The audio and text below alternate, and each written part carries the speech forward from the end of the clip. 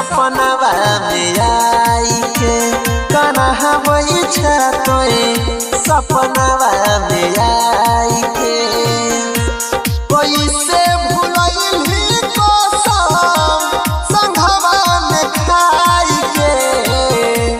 कोई से भुलैली कसम संघवा में खाई के कन्हा वही छतोए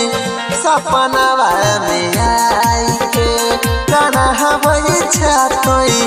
सपनवा में आई के।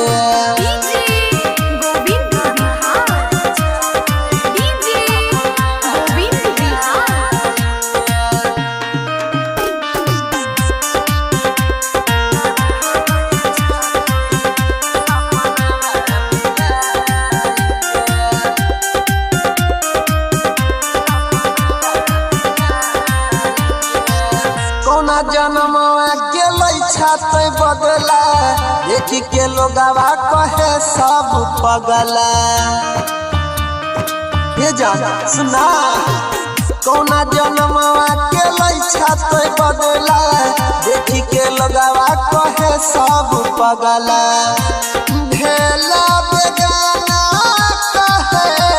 प्रिया खियाई के भेला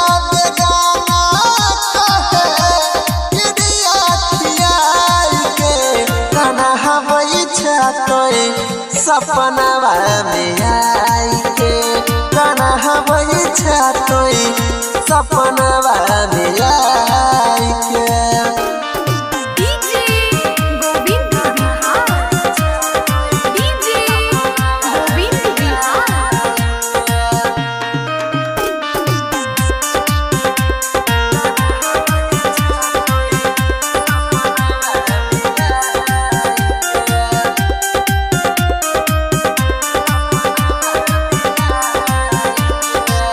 यादव अनिल के तोड़ दिल ही नींद के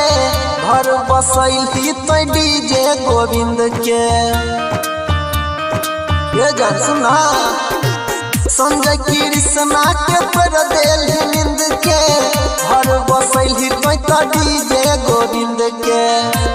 राइटर सोनी थकलो तोरा समझाई के